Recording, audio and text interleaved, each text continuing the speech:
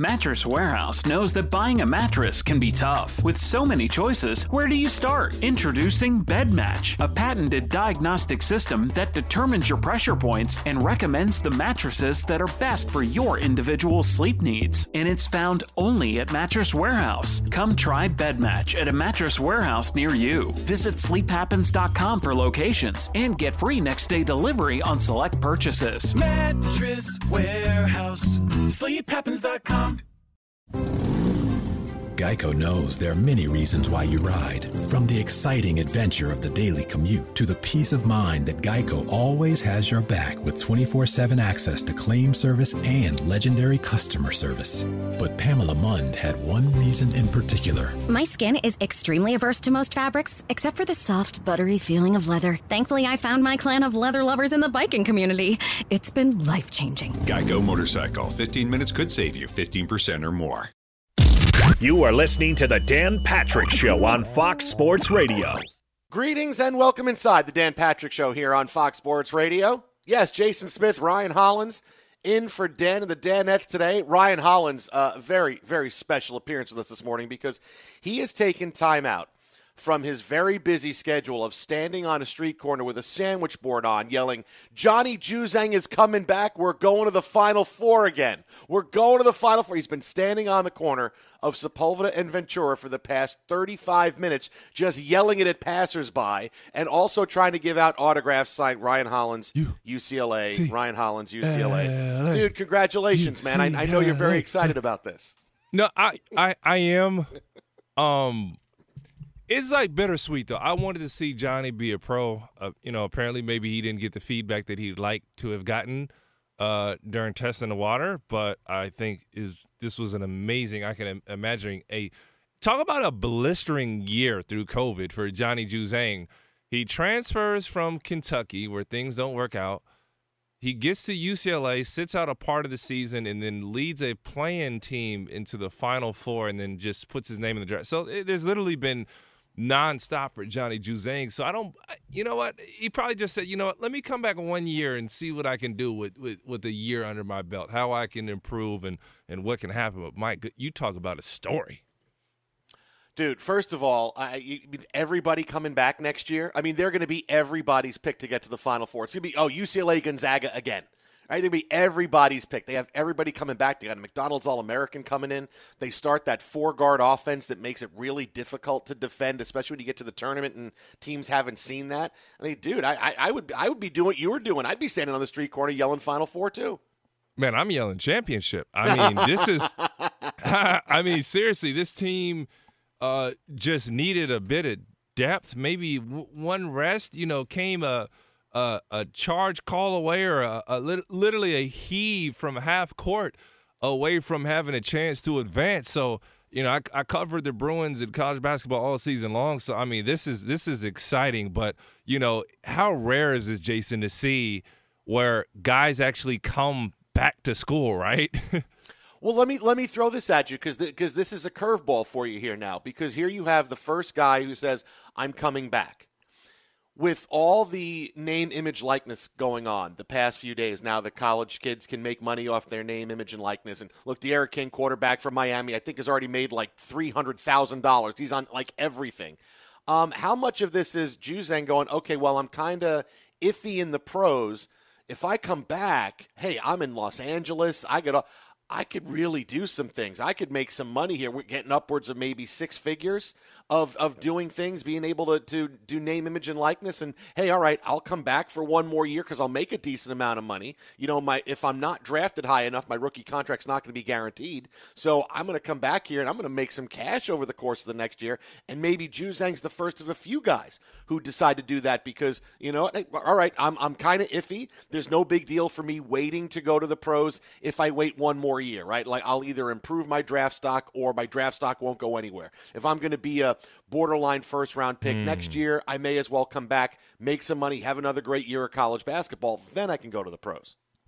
Jason, you couldn't be any more right with this. You like that, huh? Yeah. No, seriously, you couldn't be, because Juzang could make more money being the man at UCLA after the year that they had and all the alumni and boosters and, bandwagoners also will shout them out too, are going to be coming out the woodwork. And, being the man in L.A., it's like, okay, well, you got Kawhi over there, then you got LeBron, and here, I'm the college face, And Evan Mobley, the Mobley brothers are both out of school now. So as far as, L.A. basketball, Johnny Juzang is number 3 on that list. So I'm absolutely with him coming back, and I see it in a different light now. I didn't even think that. I just was thinking basketball, but yeah, he could make more. I'm not sure whether let's say he gets drafted in the second round. I mean, maybe it's a $500,000 in the league. I'd have to do the research there.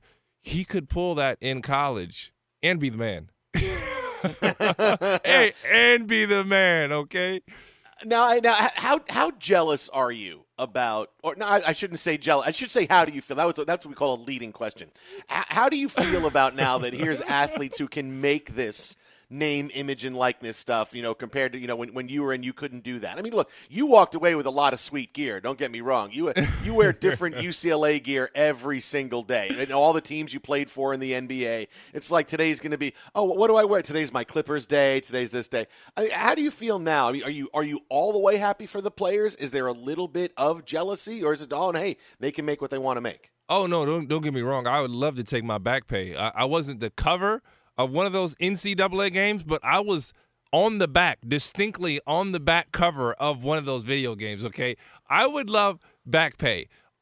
Jealous of those? No, I am excited. I am thrilled. But, yeah, man, when you really realize the money that was swirling around you, or that, my coach was making a couple $2 million, okay, to coach. But, we had to play for the love of the game. He didn't coach for the love of the game, but we did it for the love of the game. The university, they didn't do it for the love of athletics, for student athletes, the love of basketball. Nah, they did it for the money, okay? And we made our run.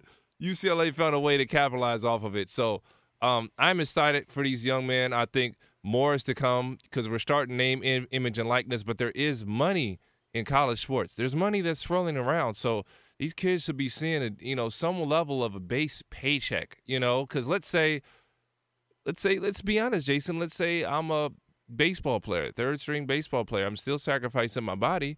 So I think there should be a level of pay there, a base level of pay, much like, in the NBA, we would get like a licensing check, right? Mm-hmm. And amongst that licensing check, and you can have your own separate deals, there's a base like, $25,000 or something that you just got for being on. Everyone got that. And to me, that's a big thing for maybe it's, the licensing should be split up or some type of revenue sharing through all athletes because there is so much money coming in. But if I'm a guy that I'm still sacrificing my body or girl, an athlete, you should be compensated. Ryan, look, I'm glad you're here. What did you want to talk about today? Coach, you're making like $2 million a year, man, and we're not making anything. All right, I'm glad you came in here. I have a tracksuit for you that is brand new Adidas. You're going to love it. It's kind of got the pleat down the center of the pants, which is a kind of cool look. So why don't you take this right here? And, hey, it's good meeting, all right? I'll see you practice in about an hour, all right? Here, take this. Let me know if it doesn't fit you. I got other sizes. Can you send anybody else in who's upset about not getting money? Can you? Oh, my gosh.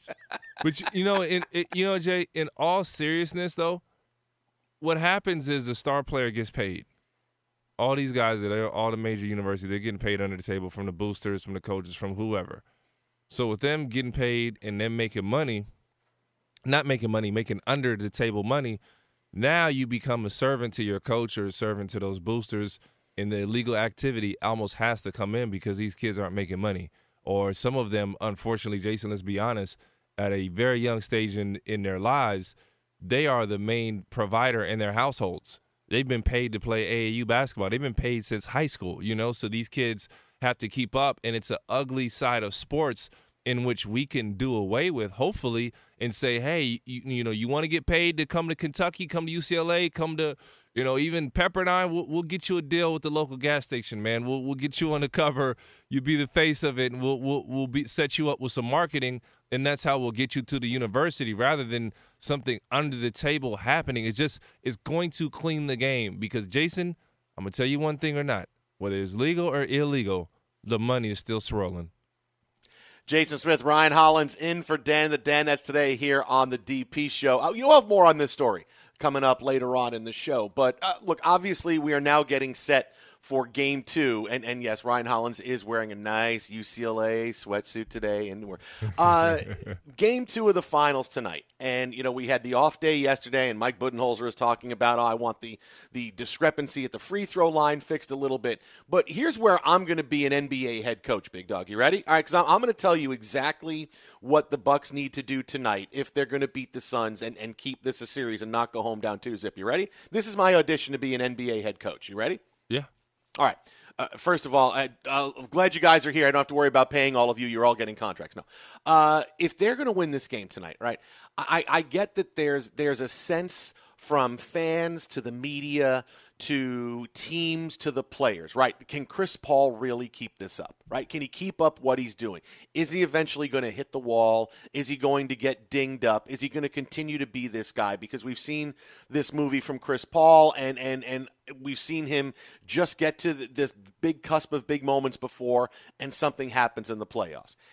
That's not going to happen, okay? We've seen enough this postseason to go, this is Chris Paul's postseason. He has become the Suns' best player. And watching the Bucks play defense in Game 1, I'm saying to myself, they have to change. And look, and Mike Budenholzer doesn't like to change, right? He sees something in Game 1, he'll make that change sometime in October. All right, we got to adapt to that. But instead of looking at the Suns and saying, all right, this is a big three we got to hold off on, right? We got to be able to keep as many clamps as we can down on CP3 and Booker and DeAndre Ayton, who's become a big force. They got to sell out and do everything to limit Chris Paul's impact on the game.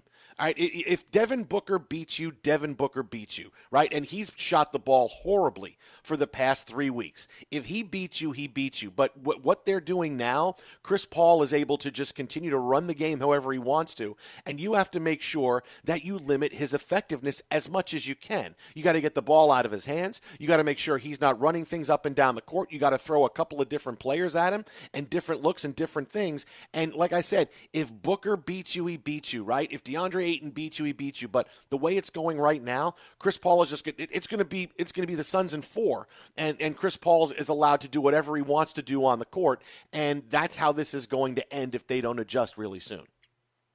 Well, the tough part for Chris, and you're saying, can he keep it up? He can keep it up because the reality is he's not asked to be the Suns' best player every night. When I played for the Lob City Clippers with Chris, we needed a high volume of Chris Paul. I mean, literally the whole game was mid pick and roll and Chris Paul making a play. Like all 4 quarters, ball in his hands, and at some point a guy will wear down. And we've seen that from Chris. So he understands that I can manage my way through these playoffs. I only averaged 16 points per game, played a little under right around 30 minutes per game. So the same load isn't being asked of Chris. And the one thing that teams started getting hip to when we were in the playoffs playing with Chris Paul is just what you said, Jay. They would trap him. They would double him. They would get physical. They'd knock him down. And at some point, he just wore down. It was just a lot to ask of Chris. And he's such a great passer. So they switch. And then when you switch, what do you say? All right, play one-on-one.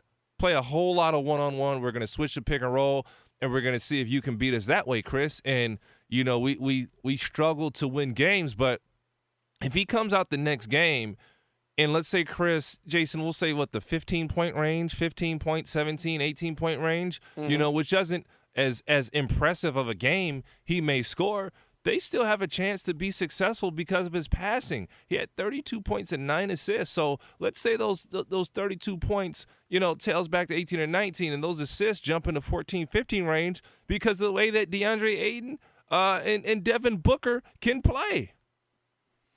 Right. No, I get that. Look, these guys are good. And Devin Booker is someone who we thought was going to take the next step in his stardom, and clearly he's been slowed down. You can slow him down. Patrick Beverley slowed him down in the series with the Clippers to the point where he wasn't that effective. But Chris Paul was extremely effective. Now, the Bucks are a better defensive team than the Clippers, so they can do this. You know, they can maybe when they sell out to do it, it's not that much of a difference from them. But I mean, he's doing everything, Ryan. I mean, he's doing everything, and if they try this, if they go with the same type of situation they had and say, well, we just need more defensive intensity, we need more of this, we need more of this, I mean, it's going to be a loss tonight, and it's going to be a loss in Game 3, and it's going to be a loss in Game 4. Doesn't matter how healthy Giannis is, because what he's doing, especially in transition, is crushing teams. And now that they've finally seen a little bit of, all right, well, this is what we have to do, then let the chips fall with the other guys. Because, look, if Booker becomes a star, I always never want to sit back and say, all right, we didn't do everything we could. You know, we thought what we got us to the finals, and I get that it's difficult as a coach to say, boy, everything we did has gotten us to this point. We've beaten everybody this year, right? We're one of the last 2 teams left standing, and now we have to change some things here, you know, kind of radically in the finals, but that's kind of what you have to do when you're faced with a reality that this is how it's going to go. It's going to be the same replay of Game 1 the rest of the series. Yeah, no, and, you know, it's interesting you bring that up, too. I spoke with Jared Greenberg. He's over there covering the NBA Finals right now, and he just pretty much said, I asked them if they were discouraged yesterday. Bucks were discouraged from what happened, and obviously optimistic because Giannis came back, but they played well and they lost.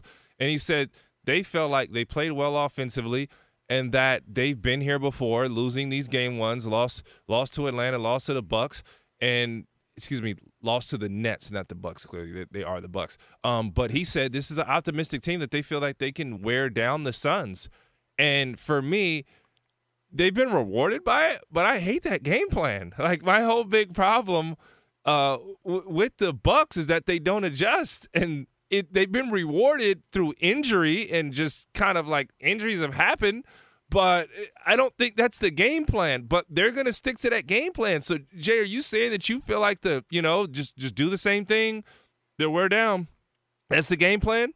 Are you rolling with that? Because I'm not confident and faithful in it, because when you look at the Suns, they are and have become such a complete team where it can be different guys on different nights. And, you know, Chris Paul scoring at a level we just haven't seen in a very, very long time or ever. He's never made it to NBA Finals. Right, but you have to do this. He's become that guy. I mean, if it was a case of, hey, here's Chris Paul is playing great and Devin Booker's killing us too. Right, then, okay, you know, we really have to do something here. Or what can we do, because they're both killing us. But Booker has shown that, okay, he's a little mortal. So let's make him do it. Let's see if he's a star. Let's see if the bright lights of the finals are enough for him, because he really has. I mean, he was 8 out of 21 last game, and that was like his best game shooting in 3 weeks. I mean, he has not been good, and he's getting to the free throw line, which is great, because when your shot's not falling, you want to make sure you get to the free throw line. But I would say it's time to see this and see if this guy can beat us, because you saw what happened in Game 1. I don't even think the Suns even played an A game in Game 1. They looked like they played kind of like a B game, and they were able to win this and go away and win by double digits. When if they played their A game, that's like a 135-103 game, and the Bucks are going, what just happened to us, man? Giannis came back, and we thought we were going to be really good, and we have this great defensive team. We just lost by 35. This wasn't even an A game by the Suns, and they won like that. No, not even close. Not even close. And you're right. They didn't play amazing, but they did just enough. Monty Williams is going to adjust. I don't have the same faith in Buck. I don't. I'm sorry, Jason. I just don't. And clearly they don't plan on making a lot of adjustments either. Well, this is why I need to be the head coach, right? This is why. I mean, this is why I can fly and get there tonight. I mean, it's a short hop from LA to Phoenix. I can get there and coach. I'll put on I don't know that I could wear a suit, but I got a nice pair of jeans and a crisp collared shirt I could wear. I'll be all right. Okay, hey, you know what? I can see you rocking that, man. I can see you doing it. I can see you. And then you could be my assistant and draw plays and stuff, and I'll let you wear a UCLA sweatsuit on the side. That'll work. Jason Smith, Ryan Hollins in for Dan and the Danettes. Twitter at @HowAboutAFresca. Ryan at the Ryan Hollins. Be sure to catch the live edition of the Dan Patrick Show weekdays at 9 a.m. Eastern, 6 a.m. Pacific on Fox Sports Radio and the iHeartRadio app. Dinner time can be chaotic, but with Freshly, it's easy. Their chefs take care of your meals a few nights a week, take the pressure off you, and you know you're getting quality meals here. They're designed by nutritionists and cooked by chefs. They make it easier to eat better. Stressed, tired, just don't feel like cooking? Try Freshly. Freshly offers quality meals without the hard work of prepping, cooking, and cleaning. You have chef-made, nutrient-packed, delicious meals delivered fresh to your door. No cooking is required. Grocery shopping and cooking can be a pain, but with Freshly, you don't have to worry about that. Freshly.com. Choose from over 30 delicious, satisfying, better-for-you meals like steak, peppercorn, sausage, baked penne, or their chicken pesto bowl, which I love. Freshly, you can try for $6.16 per meal. Stop searching the internet for healthy food near me every night and start living life freshly. Right now, Freshly is offering our listeners $40 off your first 2 orders when you go to freshly.com/DanPatrick. Stop stressing about dinner. Go to freshly.com/DanPatrick for $40 off your first 2 orders. That's freshly.com/DanPatrick for $40 off your first 2 orders.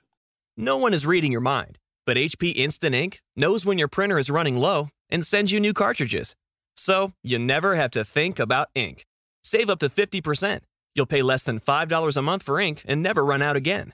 Find out if your printer is eligible and enroll today at hp.com/instant ink. Conditions apply. Hello, welcome inside Hour 2 of the DP Show here on Fox Sports Radio. Jason Smith, Ryan Hollins, in for Dan and the Danettes today.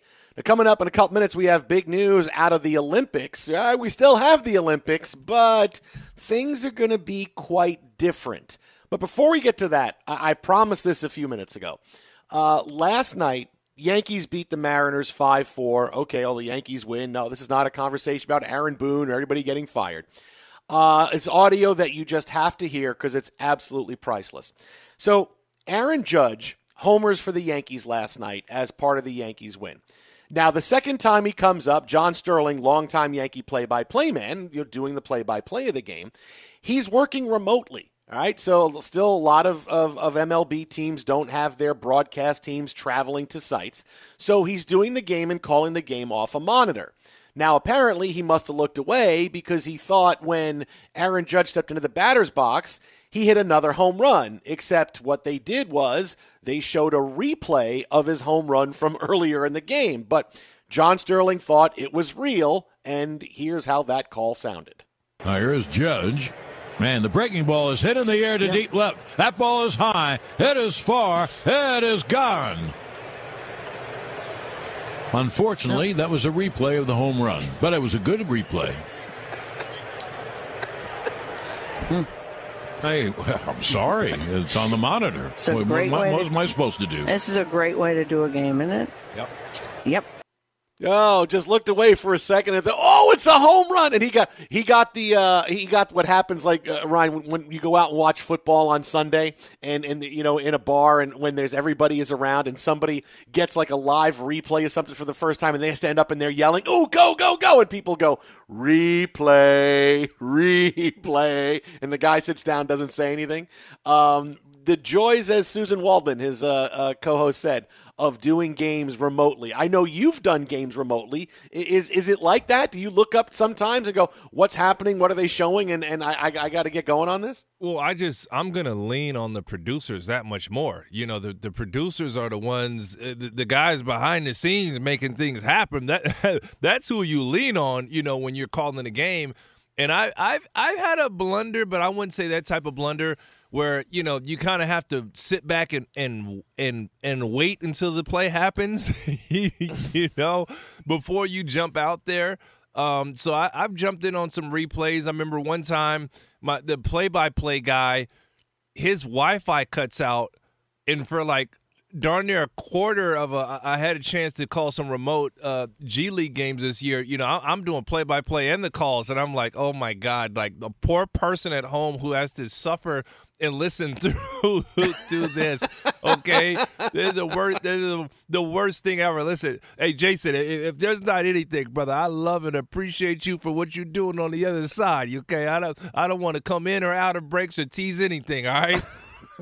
That's where you should have called me. I would have hopped on for you and called the action, so you didn't have to go. God. What a shot by that, Ryan. How do you think? Well, I'm glad you asked me that, Ryan. Thanks for telling me that. I mean, is it just the case of when it happens because something happens on the monitor in front of you, or you don't? Is it just like if you look away for a second? Something like, what is it that does that for you? If you get hit out of rhythm. And sometimes, the producer do an excellent job. They'll come in with it'll be a read, possibly a replay. There's different things that are coming in. So, you've got to be ready for what's coming your way. So, if you're not listening or, I'll hit that talkback button. For those who don't know, the talkback button is how you're not heard on the airwaves, but you can talk to the producers behind the scene. I'll say, hey, is this our stuff right here? Is this a go? What do we – tell me, Blake, what are we doing coming out of the break? You'll hear me ask that a million times. What are we doing coming out of the break? You got to be overly clear, especially when working remotely and doing a broadcast. Now, remote radio is one thing. We're all just kind of – it's just kind of like being on a phone conversation, a very long phone conversation, but ultimately – when you're calling the game, it is tough because you come out of break in different ways. So you got to be on your P's and Q's with that, man. And maybe he was, playing with this cat behind the scenes or something. Who knows, man? This is where the producer says, all right, listen, just in the pre-show meeting, you got to hold Hollins' hand the entire game, all right? He's always going to ask what's going on and what we're doing. Just explain it to him and then let him go. I know it's going to be frustrating because he's going to ask you all the time what's going on. Just talk to him and he'll be all good with the broadcast. So, hey, doing games remotely, right, is there that much of a difference? Because when watching from home, unless you see a mistake like this, we're kind of used to that now. We've kind of seen that. And look, now different leagues have opened the door to, do we really need to pay for people to travel? Can we still call the games as long as it's a good enough setup? Like, I don't think for a second if you have somebody in their house and they're trying to watch a game on one monitor, that's a good setup. But if you have it where, hey, you're coming into our studio and you're going to watch the game is on like 7 different TVs and we have all the technology you need and the producers can come in and talk to you, is there that much of a difference in doing the game from being there live to if you were doing it, calling it remotely?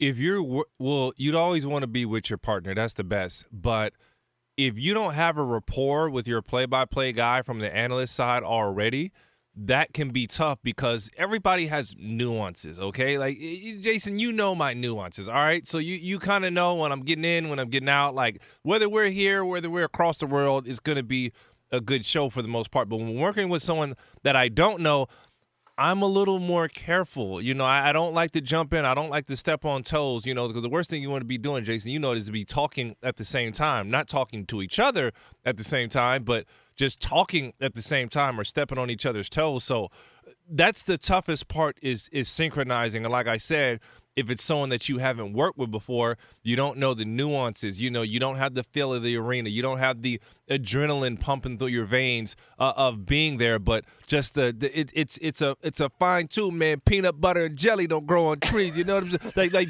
it ain't peanut butter and something else. It's peanut butter and jelly. Okay, so when you find Jason Smith working with Ryan Hollins, you just close your eyes and you throw the lob. Jason, you throw the lob up with your eyes closed. You know where I'm gonna be. You know where I'm going to be, okay? You just throw it up, and the big fella's right there. Hey, you want a story about you and I that I've never told you before? You ready for this? I'm slightly nervous, but intrigued. Speaking about working together for the first time, okay? So you and I were going to do our show together for the very first time. And I was like, okay, this is going to be really cool. We'll do this. And you normally, how you and I work is because I do the show the night before normally, like I did my show last night, and I send out a list of topics going, okay, hey, here's what I think. What do you think? And you come back and go, I like this. I want to do this. And, you and I figured it out together. Well, the first time we were working together, I talked to my producer and I said, okay, so I'll send out a list to Ryan and he can, send it to him and then he'll send back his ideas. Will that work? And my producer's like, yeah, that's fine. And then you send an email to both of us with a rundown, which is an industry term for here's what we're doing in every segment of the show. And it was a 3-hour show, and I see first segment and you had a topic, and the second segment you had this, and the third segment you had this, all the way through for 3 hours, and I'm going, what the hell is this? What is this is what we're doing apparently for the entire. He's got 3 hours planned out. There's no more, and I'm like, what is going on? And then I said, hey, and then I actually sent you a text, and I go, hey, I saw this. What is this like we wanted for tomorrow? And you're like, oh no, this is what we did last night when you were doing TV for Fox. You said, no, this is what we did last night for Fox. I just wanted to let you know that this is some of the stuff we did. And I was like, oh, dude, I thought you were saying, here, look, this is what we're doing. This is how we're going to talk about it, and this is it. These are the topics. And I'm like, why would we talk about that? I don't get this and this and this. And I was like, oh, I get it. Oh, so you just sent, this is what you talked about. This is what you were hot on, and then we can weave it in that way. But when you first said it, I'm like, we're doing a 3-hour show tomorrow. Here's a 3-hour rundown. He's got everything all set to go. Did you have some choice words or thoughts for me as you were looking at it, or just like, oh my, like I've heard of this guy, but is this really happening? No, you know what? I had 2 words when I first saw that, and they're not the 2 words you think. I had 2 words, and I said, you know what they were? I said, control freak. Oh, no! Dude! Oh, my, and I'm so the opposite. For those who don't know, like, all right, like, Jay'll send like a rundown and just like, it's all great. Where you want to go? Like, that's what he gets back from me. It's all great. Where you want to go? Excellent job, guys. Well, and and look, and I was like at that point, like, look, game recognized game, right? Because I'm a bit of a control freak, but I'm like, hey, I love sharing and doing everything, but I was like, no, wow, man, like this is it. No, for people who don't know, okay, the analyst is the guy. I just, he tees it up, and then I have something cool to say, hopefully, but all I have to do is shoot the shot. He's got to shoot his shot, and then he's got to distribute. So it's like me telling him what to do. Like, nah, this is what you'll do for me, okay? Jason Smith, Ryan Hollins here, the Dan Patrick Show on Fox Sports Radio. Hey, well, let's just hear the John Sterling call one more time. Let's hear it one more time, Dan, can we? Now here's Judge. Man, the breaking ball is hit in the air to deep left. That ball is high. It is far. It is gone. Unfortunately, that was a replay of the home run, but it was a good replay. You know what I like about that? I like about that part is that right after he's doing his call, his famous "it is high as far." Susan Waldman, who's his co-host, tries to jump in and go, "Hey." But then it's like, no, I just got to let him finish and then tell him it's a replay. I'll let him finish his hole. It is fine. Then I'll wait. And then, okay, hey, it's a replay. Just want to make sure you know that. Hey, I'm sorry. It's on the monitor. What am I supposed to do? This is a great way to do a game, isn't it? Yep. Hey, Jason. Yeah. Now I feel her where she's coming from. She's getting her back, her teammates back. You can't do that. You can't do that, though. Why not? No, because, listen, because of COVID, we're just doing these games. They aren't live a lot of times. Or we're in situations where we're not always together. Everyone's had to make sacrifice. So if you want to continue doing games, you can't really fuss about it. Like, that's just the thing. That's what it is. You can't really fuss about it. So you gotta own it. Like, this is a great way. Like, you can't do that. Like because if I'm a fan, I'm watching, I'm going, well, this stinks. I don't want them to be remote. Like, like, thanks for taking the cat out the bag. Like, dude, you can't do that. Well, no, and I like that she tried to have his back a little bit, but I agree with you where it's like, okay, now it's somebody else's fault that he called a home run on a replay. It's not our fault. We're doing games like that. Yeah, this is what it is. Now, you've had some time to get used to it. We're midway through the season. I get you want to have his back, and it's kind of a thing, but to say, oh, it's not our fault, look, it was, and that's the thing is, you got to be able to have fun with that and have fun and go, oh, I thought it was a home run. No big deal. That actually happened to me once. My first time around here at Fox Sports Radio, and it actually wasn't that big a deal because, look, not to say I had an excuse for it, but I'm doing the show at the same time while games are going on. So you got 4 TVs in front of us. Look, it's the same setup my first time around here at Fox as it's been this time. So there's 4 TVs in front of us, and I'm doing a show, and it was a playoff game. It was a Stanley Cup playoff game. It was like a conference final, and it was coming down. The winner was going to go to the Stanley Cup final. and we're talking everything, and the game's going to like double overtime, and like double overtime starts, and I'm doing the show and I'm talking, and I look up and I see it's a live replay of a goal. Now, I wasn't keeping that close attention to the game because I'm doing the show, and I see the replay and I think it's a goal. I think it's over, and I go, oh, and the series is over. The Stars score in double overtime. They win this. They're going to the Stanley Cup final. And my producer just pops in and goes, dude, you're seeing a replay, man. I'm like, oh. So you were that guy. Okay. You were that I was guy. like, oh, all right. No, I thought it was live. Okay. And that's what I did. We had fun with it. I said, oh, I thought it was live. That's my fault. That's on me. That's on me. I didn't know. But at least my excuse was I was doing a show at the same time. If my job was to watch the game and broadcast on it, and then I still wound up saying a goal when it was a replay, then I would have had issues with it. Then I would have had issues there. 877-99 on Fox is the phone number. Jason Smith, Ryan Hollins in for Dan and the Danettes today. Hey, story just in here for a couple of minutes. The Tokyo Olympics are still on for later on this summer, which is great.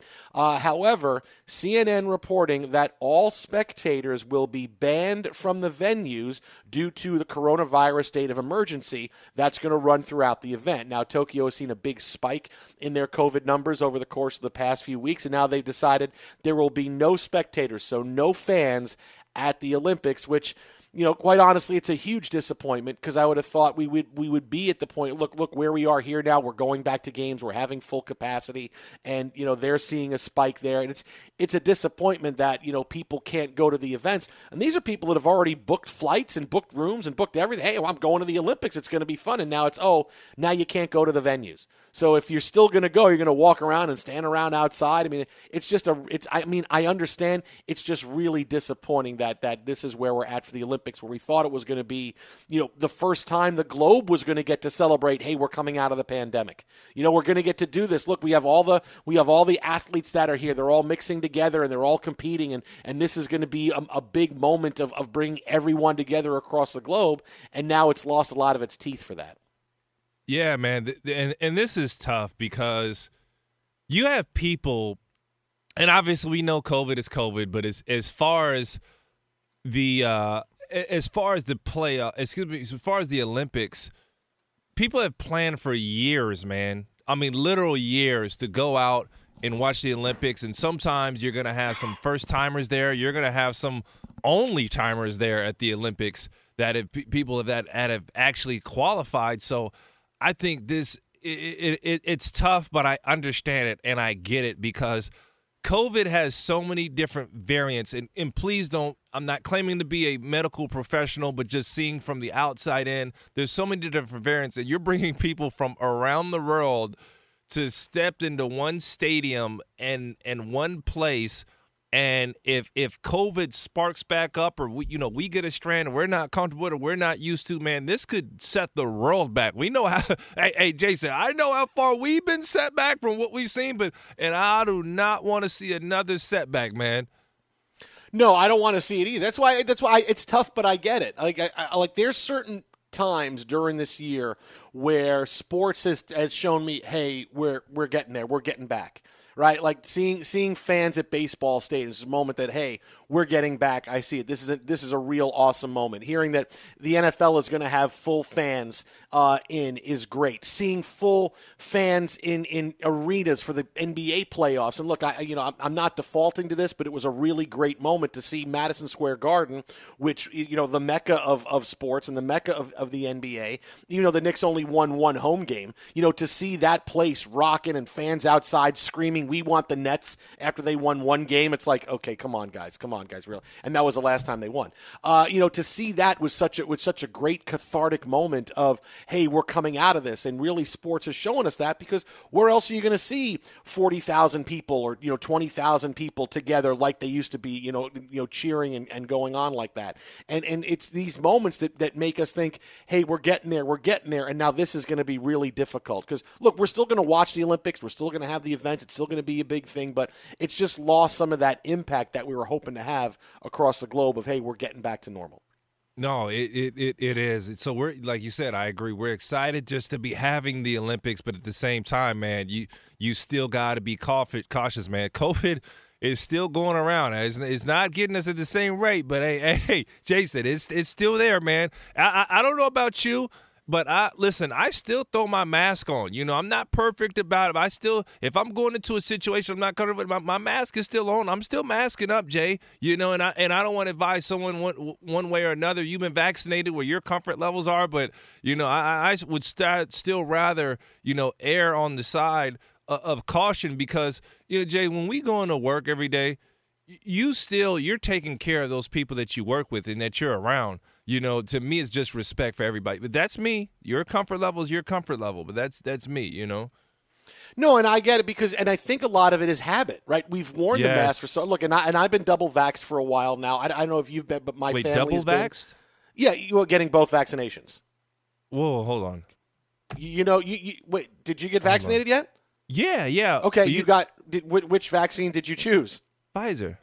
Okay, you got 2 shots, right? Yeah. Okay, yeah, that's double vax. Okay. Yeah, I was like, bro, did you double down and go no, Johnson & Johnson Pfizer first and then came back and said, no, I need the Pfizer now? No, you got to do Pfizer, then you got to get Moderna, then you got to get you got to get all 5. No. Double vaxxed is you got your first one and then you get your second one, and that's when you're double vaccinated. Okay. You have to get 2 shots. Okay. Yeah, I was like, yo, this guy right here he's a professional's professional. No. That's I'm glad I explained that to you. I don't want you walking out going, hey, I need 2 more shots. Yeah, I was ready to go. I felt left out. No, hey, all seriousness, COVID darn near knocked your boy out. It ain't nothing to play with. I was working out 4 times a week. I was in excellent shape, and it laid me down. It laid me down like a good rug, man. I laid down, man. Your boy was knocked out. Yeah, look. Everybody that gets it says this. Look, I was lucky not to have it. Knock wood. Well, you're double vaxxed. No joke. You've gotten every vaccine known to man. Of course, that's right. That's right. I'm going to get more. I'm going to get another measles shot. I'm going to get another chickenpox vaccine. I'm going to get all that. Yeah, no. I'm glad I explained double vax to you. That's good. I'm glad. I was so like I was like texting my wife on the side as soon as you said it. Like, are we double vaxxed? Because Jason's double vaxxed, and she's going to say. Not. And she's going to say, yes, what are you talking about, Ryan? We all went for the shots together. Oh, my God. Oh, boy. Fox Sports Radio has the best sports talk lineup in the nation. Catch all of our shows at foxsportsradio.com. And within the iHeartRadio app, search FSR to listen live.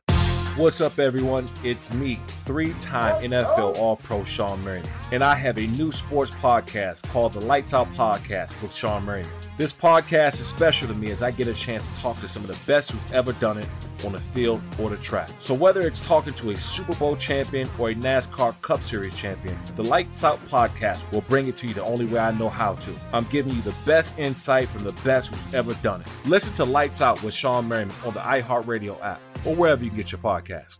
Well, you guys, it finally happened. I got LASIK surgery. It took me 39 years to feel comfortable making this decision because, well, your vision is important and you only get 2 eyes. But thanks to LASIK Plus, I can see clearly. I don't have the pain and irritation of contacts anymore, and I don't have to wear glasses. I'm only going to wear glasses now that are fake glasses because LASIK Plus changed my life. That's right. They're the leader in laser vision correction in the U.S., over 20 years in the industry, which is why I went with them because I didn't feel comfortable with anyone else. They have performed over 2 million treatments, and LASIK is all they do. So they focus on that. That's their expertise. It's a second-generation family-owned company. I felt very comfortable with that, and it has literally changed my life. I am so happy. LASIK Plus, you guys, I want you to feel the same. If you're tired of contacts or glasses, get in on this. If you're treated in July, you get $750 off their first Wave Light Laser. Plus, they have guaranteed financing for every patient. I'm telling you, do it now. Your life will be changed.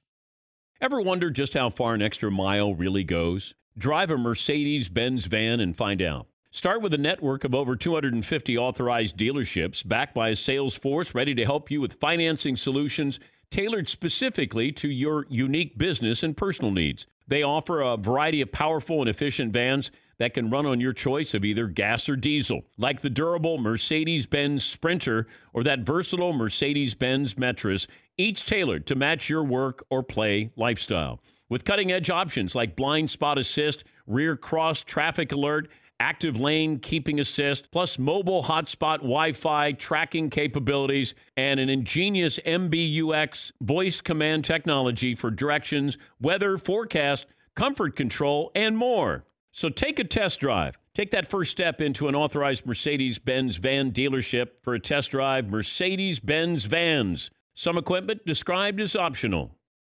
But right now, a guy who I'm sure would like to see Chris Paul on the Lakers and maybe could pull together $44 million to get Chris Paul to not play in the finals. Dennis Krause, color analyst for home games for Milwaukee Bucks Radio Network, also pregame show host for the Green Bay Packers, joins us now on the hotline. Dennis, good morning. How's it going? I'm doing great. Good to be with you guys. All right, so tell me, going in here to game two, Ryan and I talked about this the past few minutes. Is it as much for the Bucks as, hey, let's sell out to stop Chris Paul, because if we don't, he's just going to continue to kill us over the course of the series? Yeah, it's interesting. You know, the knock on the Bucks in past years was that they didn't switch enough, and now the knock is they're switching too much. And obviously, Chris Paul and Devin Booker had their way with mid-range shots. One thing I know about this Bucks team is they've done a good job of adjusting after losing game ones of series. They lost game one to Brooklyn. In fact, they lost game two to Brooklyn by 39 points. Then they lost game one at home to Atlanta. They won both those series. So they know the series is not over. That they know they also have to do some things differently than they did in game one against the Suns. So it will be fascinating for me to see what they do in game two tonight. Hey, Dennis, how you doing? Ryan Hollins here. Great to be with you. How big is this for Giannis? How do the Bucks fans kind of see this? I know a lot of people at some moments got down on Giannis, saying, well, he's not a closer, he's not this, he's not that, but you know, he's kind of injured, and it's bittersweet that now he's injured, but on the other end, he's in the NBA Finals. What's just kind of the feeling around Giannis with the Bucks and just even in the city in itself? I think Giannis is really beloved in Milwaukee and Wisconsin more than he is around the country, because you got to remember, this is a guy who turned away a chance to enter free agency and signed to stay in Milwaukee, and that brought him a lot of love if he didn't have it already. He's universally loved in Milwaukee and Wisconsin, and you know, to say he can do no wrong is probably a little bit strong, but I think the fact that he was even out there in game one, just a week after hyperextending a knee, tells you a lot about him. He's a fast healer. He's a fierce competitor. Is he 100% right now? Only he could tell you that, but I'm sure he isn't. He probably is dealing with more pain than he wants to let on, but he wants to be out there for his team. He knows that, you know, trips to the NBA Finals are precious, and he doesn't want this one to slip away. He said yesterday that he came out of game one pretty good, and he hopes to be able to do more things in game two on the court. I think the Bucks did a smart thing by having him handle the ball as much in game one that he does usually when he's healthy, and that kind of takes some of the wear and tear off. But it also, he knows, limits some of his effectiveness, because a lot of the times he's most effective is when he can kind of, as he says, go downhill and slash into the lane with his power. So we'll see what he has to offer in game two. But just speaking personally, I don't think he has anything to prove to people around this state about who he is. Now, there might be some questions around the nation about, you know, whether he's Jordan or Pippen, and I mean, we've heard that for years, but he's beloved in Wisconsin. When it comes to free throws, he spent a lot of time talking about that the last couple of days. Really surprising how open he is about how he knows that everybody is counting when he's taking his free throws. And look, he's not been good from the line. He says, yeah, you know, I hear it a little bit, but then I kind of lock in and focus. And I hear him say that, Dennis, and I go, oh, is he really locked in and focused if he's telling us how much he's hearing everybody counting and he knows what's going on at the line? Well, it's interesting. You know, there's a couple of ways he could approach this. When asked about it, he could say, you know, I don't know what you're talking about, and pretend like he doesn't know. He goes the other way and says, yeah, I hear it, and kind of tries to have fun with it. Now, let's be honest. He's not a good free throw shooter. With the chance or without the chance, it's been a problem area for him. Now, in the second half of the season, he was better, but in the playoffs, the numbers have not been great. And you say, well, is it a mental thing now? And it'd be hard to say it isn't. The chance, I'm sure he hears. He acknowledges that he hears. The chance seems to be a little bit fast, because most times he seems to release it when they say 11 or 12. But the fact of the matter is, he's going through a routine that he thinks works for him. I think until he hits pressure free throws to help seal a finals game, the questions will continue.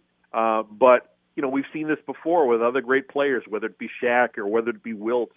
It's almost like, okay, you can do so many things very well. We're going to give you something you can't do.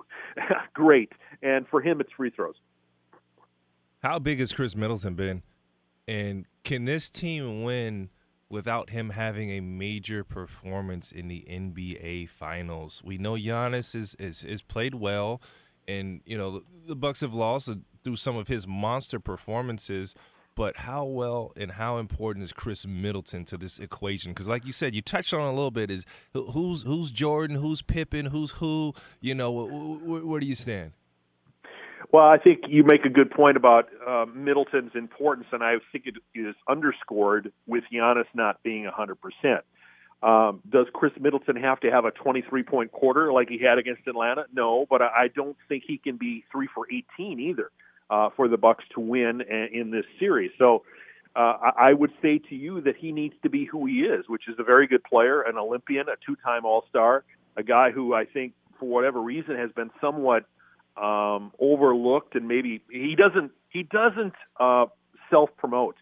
He's a second-round pick who was essentially a throw-in in the Brandon Knight, Brandon Jennings deal from Detroit, and he's turned into a terrific player. He can go off on you, and when he gets hot, as we've seen, it's fun to watch. He does have nights where he doesn't have it, and so the shooting percentage isn't always great. But I think for the Bucks, to answer your question, for the Bucks to win this series, he has to be more on than off, and he has to have some big efforts, especially if Giannis is curtailed.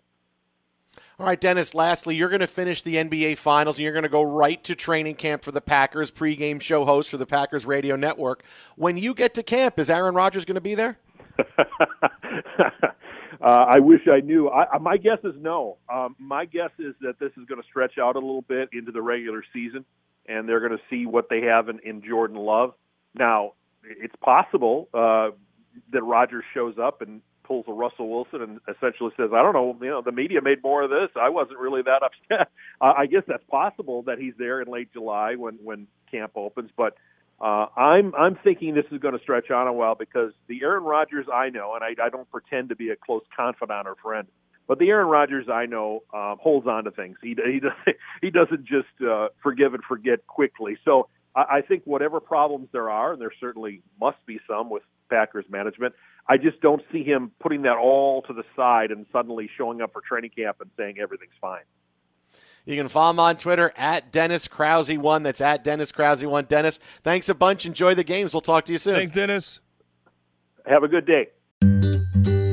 Switching to Geico is a good idea, especially when you consider everything. First off, Geico makes it easy to switch. They have licensed agents available 24/7 online or over the phone. But if it's so easy, you might start thinking everything is easy, even big wave surfing. And it's not. It's actually quite difficult. Well, if you switch to Geico, you could save hundreds on car insurance. And you could keep saving by bundling your motorcycle, boat, and RV, plus your home or renter's insurance.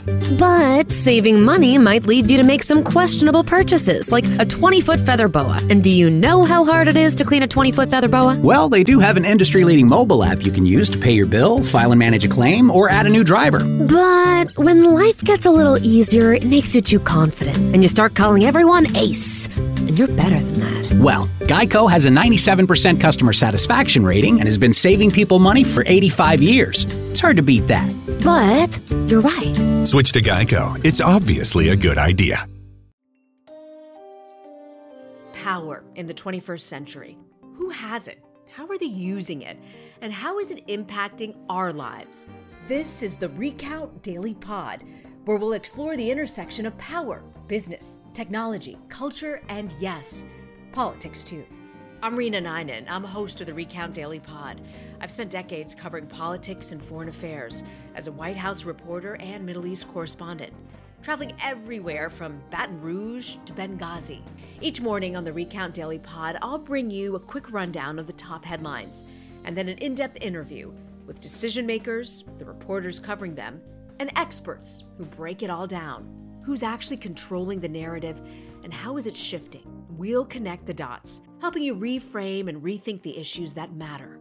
Listen to the Recount Daily Pod on the iHeartRadio app, on Apple Podcasts, or wherever you get your podcasts.